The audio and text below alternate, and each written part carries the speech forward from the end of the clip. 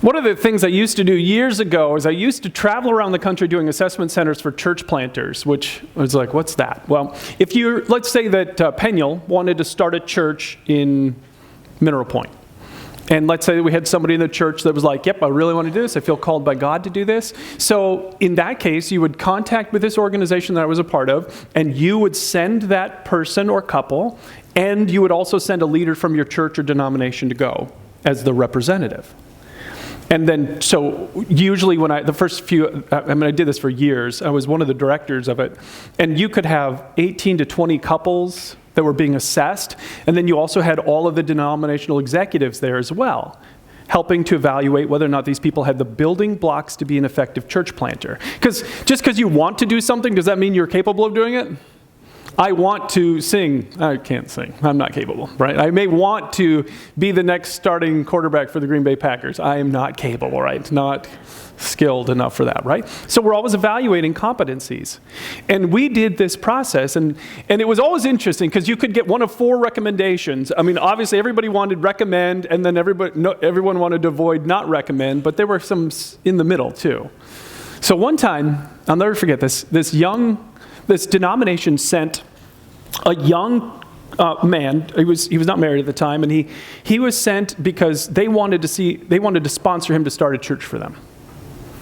He was very talented, very skilled. He'd already started like a group in his house. They met once a month, so he already had like 20 or 30 people attending already. So it's like, oh, okay, so this looks like an easy thing. And so they brought him in, and so this team of volunteers, all of us were assessing him and all the other couples that were there that week. And at the end, the last night, the leaders got together and we'd give an assessment about each of the candidates. And so this guy, he didn't get a not recommend, but he got as close to not recommend as you can get without getting not recommend.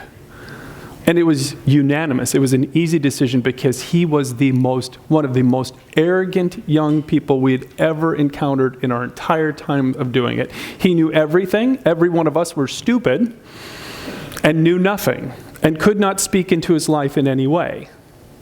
Now, at the time, I was a very effective and successful church planter, and all of my experience meant nothing. So it was amazing. So when there were really difficult assessments like that, then the director would be in the room with them when we gave them their final assessment. And so I took the sending agent, we went into the room where he was at, had his final assessment, and I read through the feedback that as a group we wanted him to hear. It wasn't that he didn't have potential, he had great potential. But there were some things he needed to work on first. And he sat there, arms folded, wait until I was done. And then I said, do you have any questions? And he said, can you please leave the room? So I stood up and I walked out and I left him with the sending agent. And the sending agent was only in there for a few minutes, and he came out and he found me and he said he was embarrassed. He was completely surprised by this young man's behavior and really sad because this young man was completely unwilling to hear anything we had to say to him. I mean, who were we? The sad part of the story is, less than a year later, the whole thing that he was starting, because he was just going to do it without anybody, it all blew up and he left the ministry. It was not even a year later and completely unnecessary. But he was so not willing to take feedback. Have you ever had that experience where you saw something in someone and you knew that this was really important for them, and you, out of love and care for them, wanted to speak into their life, and you tried and it didn't go very well? Right? Any parents in the room or grandparents, right? Ever tried to tell a teenage boy or girl something? I mean, that can be a little challenging at times, right? Don't you think so? It's like, oh boy. It can be hard to give feedback. And the reality is, some of you, the truth, let's be honest, right? Some people, and maybe some of you, do not give feedback because of experiences in the past where it was really painful for you. You just don't do it now. You just don't do it. The interesting thing is, in the book of Proverbs, which this series that which we're finishing today has been almost all focused on, is the book of Proverbs. The book of Proverbs says there are 2 really important things about feedback. First off, all of us have to learn how to take feedback in. All of us. But then in the book of Proverbs, it says all of us have to learn, and this is going to be stressful for some of you to see this, all of us have to learn how to become more effective at giving feedback to other people. Proverbs 27:5 says, a truly good friend will openly correct you. So they won't go behind your back and talk to all your friends and neighbors about how silly your behavior is. They will come to you and say what you need to hear. By that definition, are you a truly good friend? I mean, this is stressful for people to think about actually going to someone and giving them constructive feedback about something that's not okay in the relationship. It's very stressful for people. So here's what I want you to do as we get started today. I want you to try and think of one person in your life who's not perfect. Just one. Just pick one. You can ignore the perfect ones. But think about someone that's not perfect. And think about something in their life currently that you can see that maybe they can't even see that's not going well for them. Or they're on a path that's not what's best for them. I want you to have that in mind. And then with that in mind, we're going to talk about this subject today. So we're finishing up this series from the book of Proverbs called Wise Up. The Proverbs is a book of wisdom. And so we're going to finish it up by talking about how do you learn how to give, not feedback. Anyone can give feedback. We want to learn how to do it effectively so that it lands really well and people listen. That's what we want to learn how to do. So please open your program, grab your notes from inside, a pen. Such a challenging topic. Of course, welcome to those of you who are watching online. If you want to download our notes, go to our website at penulchurchlife.com. You can grab our notes and fill this out as we go through it today. All right, so skipping point 1, going down to number 2 for time's sake. I just want to say 2 things to you. The first thing is you've got to really get clear about what the goal is. So understand what the goal is. What is the goal of constructive feedback? One of my favorite stories about feedback is a true story about this man who, when he started his career, worked in a business office, so he dressed very professionally every day, showered every day, he looked good every day. But what he was completely unaware of is that because he wore the same dress shoes day after day after day, is that his feet really stunk. They really stunk. And nobody told him anything until finally the day came when his boss pulled him in his office and said, "Your feet stink. And not only can I smell it, your coworkers can smell it too." Okay? And here's what he wrote. He said, "That day I found out I wasn't perfect, and I realized that I have many blind spots in my life, and it's going to take great friends or peers or leaders who would help me with my journey by providing effective feedback." He was grateful that somebody had finally cared enough to say it. So here's what feedback is about. If you want to summarize it in one word, the goal, or 2 words, it would be improving performance in some area. That's really what it's about. When you're giving someone, in Proverbs, it talks a lot about constructive criticism.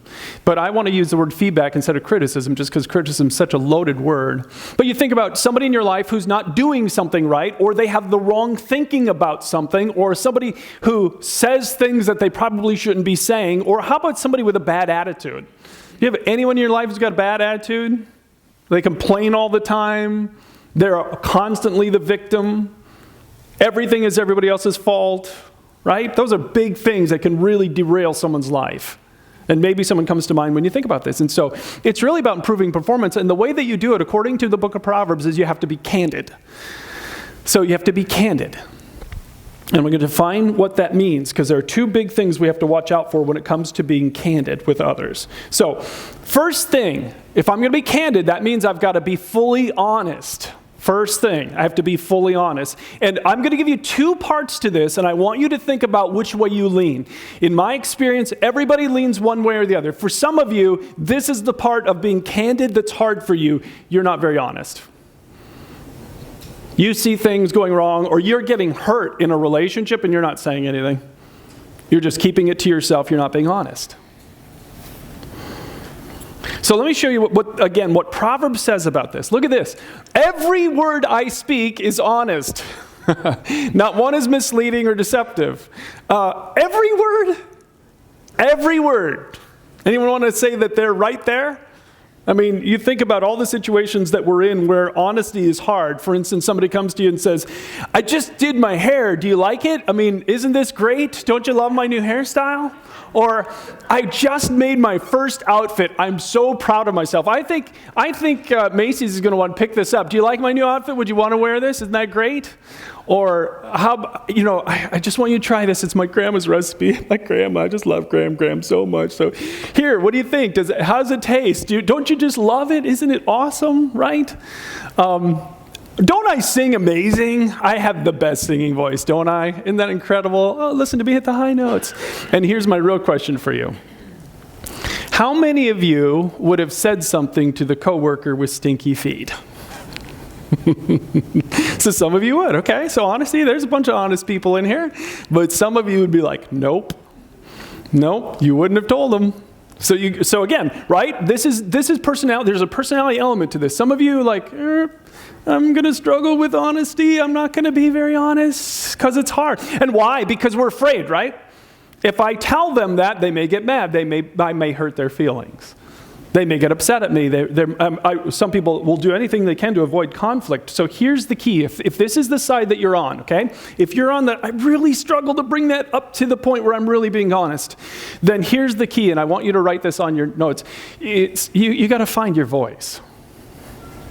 You have to find your voice. You have to be able to say, to do what it says in Proverbs 8:8. Every word I speak is honest. For some of you, that's the best goal you could set for the rest of the year, is to make it your goal to find your voice. It's not that you don't see the problem or think about the problem correctly, it's that you don't say anything about the problem. And you're just letting problems go by in relationships. And people are getting hurt by that. And so for some of you, the most important thing to do is find your voice.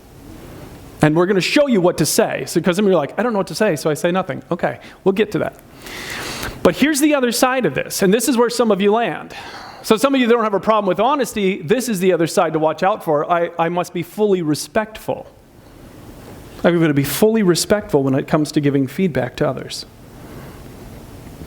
And some of you know that in the past, when you've given that constructive feedback, it's landed too harsh. It hasn't always been a very respectful way to say it. Oftentimes, it's like the frustration just boils over and out it comes, right? And it comes with energy. Many of you have had this experience, right? Where you've had somebody power up on you or raise their voice or insult you or threaten you. Don't you love that? Don't you love the threats? Like, holy moly. Or take a harsh tone or preachy or condescending. It's like, oh man. And the danger is really important here. So if this is the side that you're on, it just boils out, it comes out too aggressively, then you need to watch out, because here's what happens to a human being if you fall on this side. If you let your constructive feedback come out with too much aggression, then we talked about, because Proverbs has so much to say about anger. And Proverbs says you got to watch out, because if you let it come out with too much aggression, then defensiveness is triggered.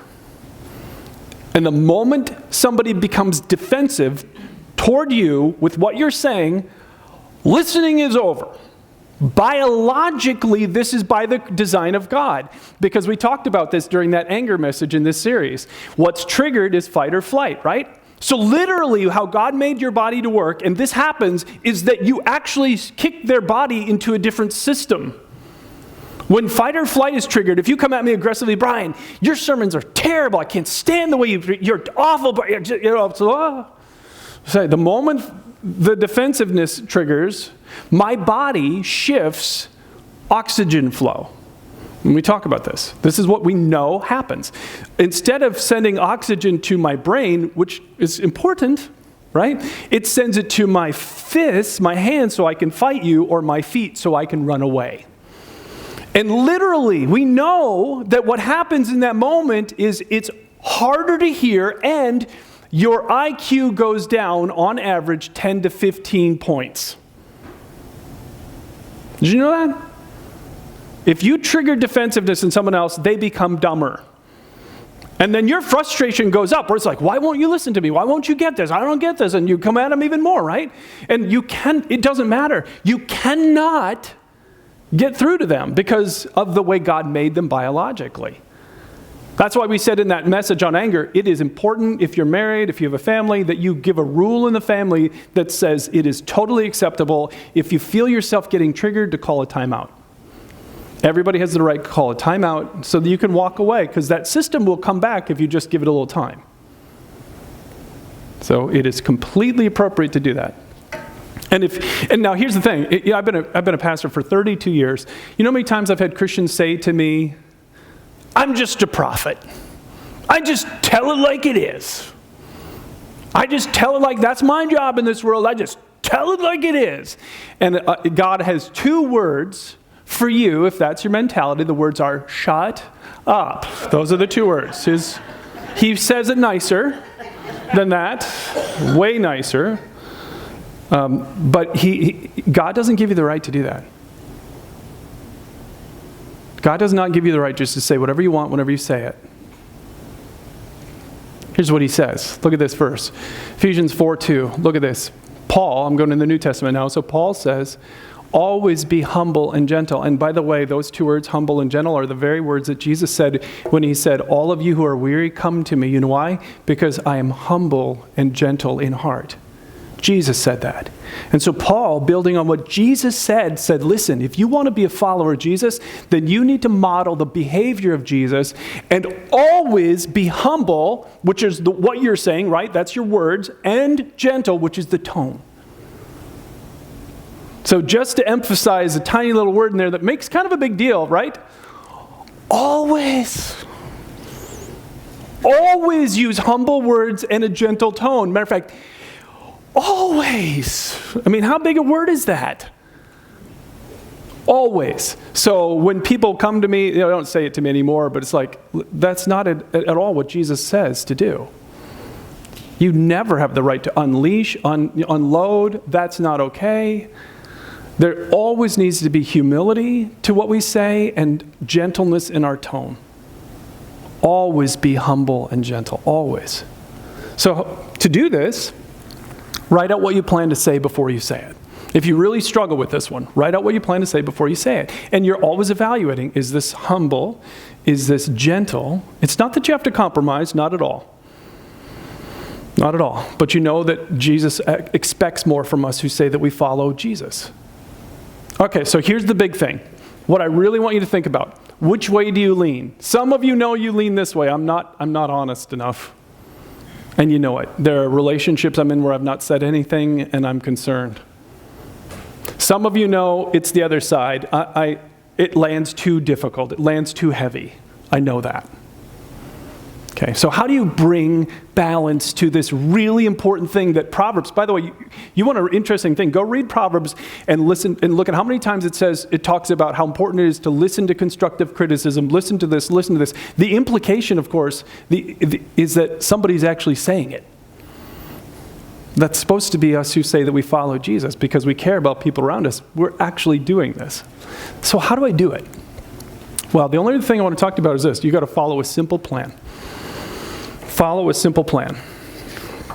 I'm going to give you that plan, and I hope by the time you walk out here, you got to memorize that's how simple it is. And again, just to remind you what's at stake, there was a man who was a youth pastor, and when he was very young in his career, he had a youth group that he ran for this large church, and there were two sisters that came, and he thought he was doing a great job as the youth pastor, until one day the dad of the two sisters that were part of his group came to him and he said, I want to let you know we're leaving the church. And he said this to the youth pastor, not the senior pastor. He said to the youth pastor, he said, I'm taking my daughters, we're going to go to a different church that has a different youth group. And he said, you have a lot on the ball, but I don't think you actually really care about my girls. And he said, now you may deep down, but you never show it. So we're leaving the church. And the guy wasn't mad. He was very calm when he was just talking about this. And he said, have you ever read any books on interpersonal relationships?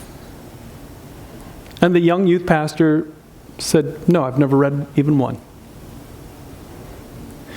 Now that youth pastor had such humility and teachability, he said, a light went on in my head in that moment. That day, he said, I went to the bookstore, I bought my first book, and it literally changed the course of my relational life. The first of many, many books that have improved my relational ability bit by bit.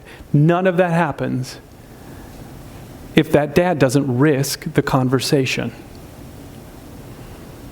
That's why this is so, so important, is that we learn how to do this well, because there's so much at stake. So here's the simple formula. It's called the AID formula. That's all I want you to think about. Remember, the goal is to change performance, right? Something is off, so you're aiding them. It's an aid, AID. That's what it's about. So let me show you how simple this is, and you're going to see it in the Bible in just a minute. A stands for action. What are they doing or not doing? What are they doing or not doing? It's just about their behavior. Incredibly, if you've ever read a little book of the New Testament called Galatians, there's an example of this taking place in that book of the Bible. So Paul became a follower. If I asked you to name some of the 12 disciples of Jesus, Peter would probably be one that most people could name. Peter was one of the most important followers of Jesus, right? One of his original 12 disciples. And Peter, after Jesus died and rose again and then went up into heaven, Peter was in Jerusalem with the other believers telling everybody about Jesus. And lots of people were becoming followers of Jesus. And then this guy named Paul becomes a follower of Jesus. Paul goes all around the Mediterranean Sea, starting churches in all these communities. And one day, Peter comes to one of the communities where Paul has started a church. And in Galatians 2, he tells what happens. When Peter came to Antioch, I had to oppose him to his face, for what he did was very wrong. I can't even imagine how intimidating that would be. You're going to give constructive feedback to the Apostle Peter. Unbelievable. Because Paul wasn't one of the original 12. Peter was. Paul had never walked with Jesus. Peter had. And so here's what was happening. It's behind the scenes in this, and I don't have time to show you the whole thing in Galatians, but here's what happened, is that there were a group of Christians called the Judaizers. So, and the name kind of tells you what they believed a little bit. They believed, oh yeah, that Jesus is good, and believing in Jesus is good, but what you also have to do to be okay with God is you also have to adopt Jewish customs into your life. So believe in Jesus, yep, that's where you want to start, but now you have to be circumcised, you got to obey the Jewish laws, you got to obey the law of Moses, and you start listing and adding all these things to Jesus. And Peter started going along with them. That's what Paul was so mad about. Because even Peter wasn't living like a traditional Jew. So he had to actually confront the behavior of Peter. And that's where it always begins. When you're going to do feedback, it's always about the behavior of the other person. What is the action that you're seeing? Now, I don't have this on your notes, but I want you to just write it somewhere, because this is really critical. What you're doing, and if I haven't made this clear enough, is you're focusing only on the performance, not the person. Just what they're doing, not them. So what are the facts? What have you seen? What have you heard? That's what you're doing. It's not the person. And we do this wrong all the time. If you think back to times when you've blown it, where you tried to give someone constructive feedback or constructive criticism, it blew up in your face. So many times we go right to the person. And here's what going to the person sounds like. It sounds like this. You're a jerk. Has anyone told you that? You're a jerk. Or you're so lazy. Or you're so rude. Or you're so controlling. Or you're so selfish. And they have no context for this. All of a sudden, you're coming at them with this horrible descriptor of what they are. You're going after the person, not the performance. They have nothing to evaluate that on. So this is what blows the whole thing up. And what does it trigger? What is that going to trigger if I come to you and start calling you names? It's going to trigger this, right? Defensiveness. And then what happens to their ability to hear you? Gone. Their body's going to shift oxygen away from their prefrontal cortex, the thinking center of their brain, into their hands or their feet so they can fight you or run from you, and they will not be able to hear what you have to say. Never go to the person. And once you know this now, watch how many times you do this. Watch how many times you go to the person when you got to give constructive feedback. You got to let that go. Instead, you go after the behavior. So what is the behavior that you want to talk about? You interrupted me 3 times. You've complained about 7 things today, and it's only 8 in the morning, right? So what is it? What is the specific behavior you're going after? Your feet really smell bad, right? Or your project was late by 3 days. So what is the behavior that you want to address? And it's just specific, it's not about the person, it's about their performance.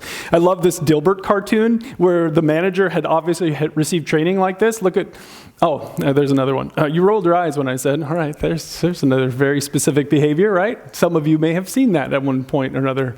Again, think back to teenagers. So Dilbert, the manager in Dilbert in this one cartoon strip actually had obviously learned this. So he's like, criticize behavior, not the person. Feedback about the behavior, not the person.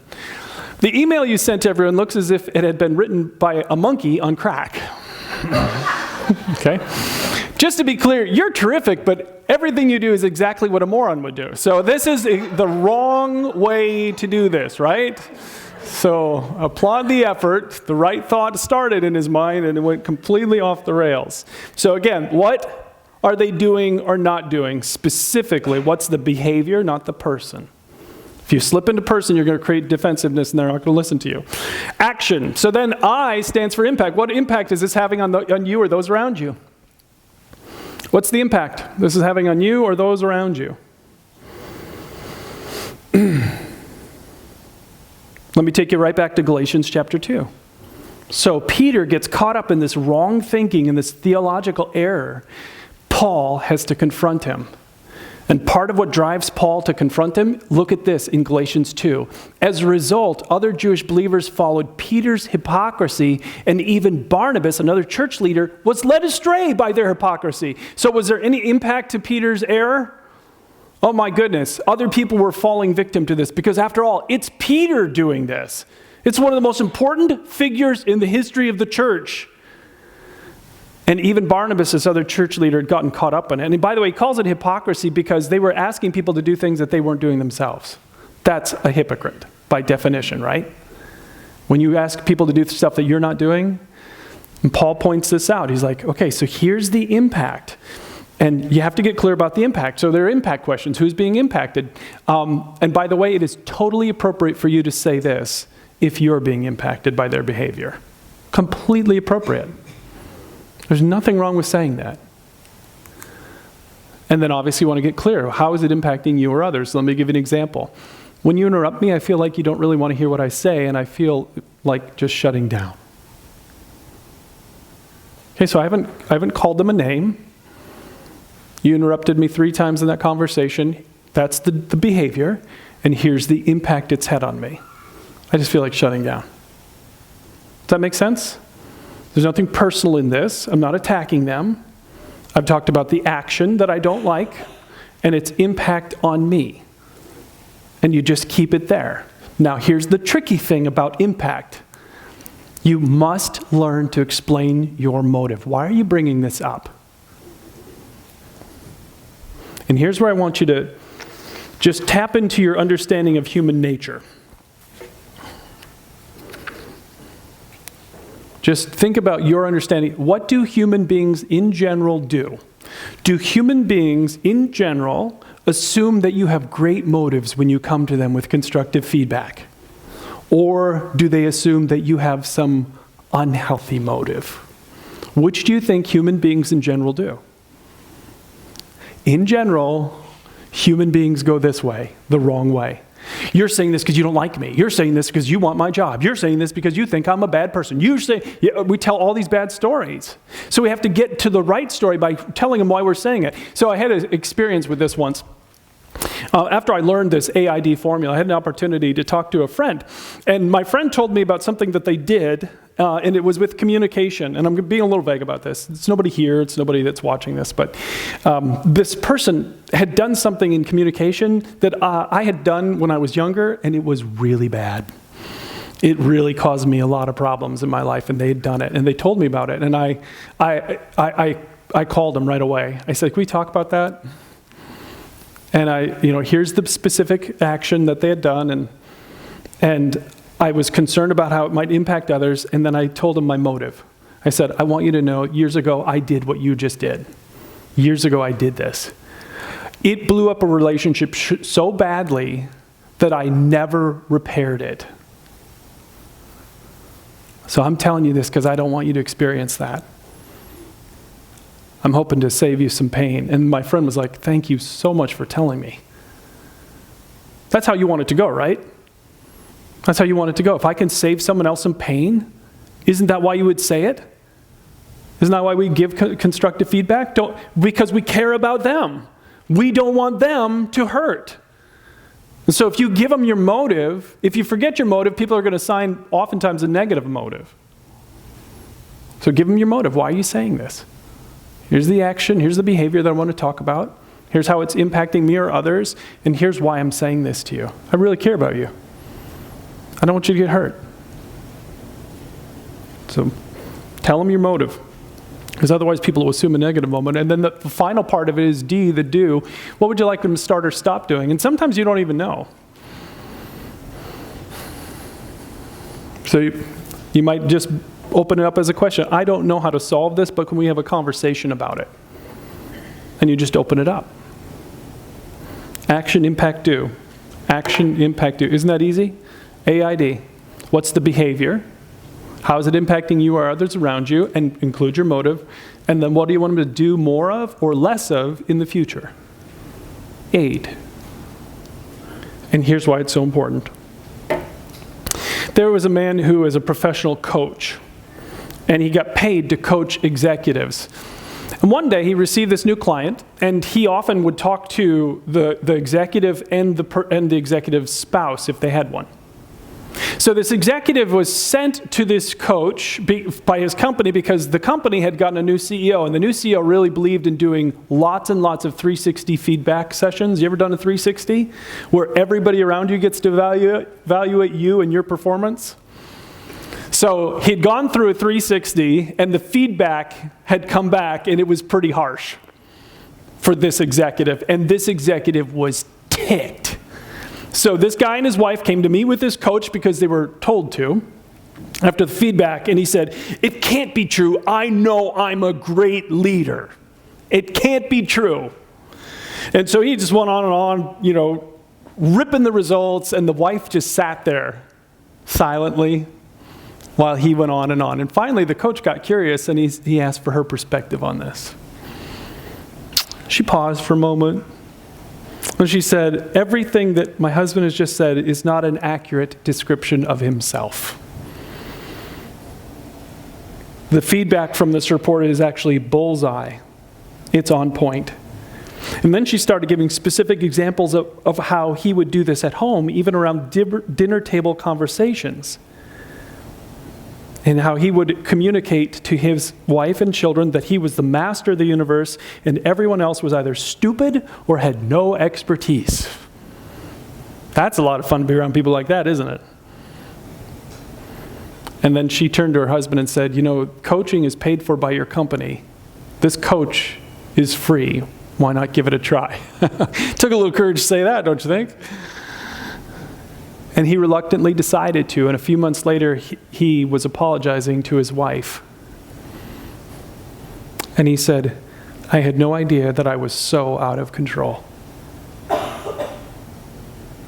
And now his life changed because people cared enough to say something. Here's what I want you to think about as we finish up today. How good are you at giving effective feedback? How good are you at actually giving effective feedback? Are you candid? If not, which way do you lean? Some of you know that you lean towards too harsh. You know that. Some of you know you lean towards too soft. I'm not being honest. Okay? You get the goal now is right in the middle. And if you need to, I can't tell you enough how valuable it is to write it out if you struggle with this. Write it out. Action, impact, do.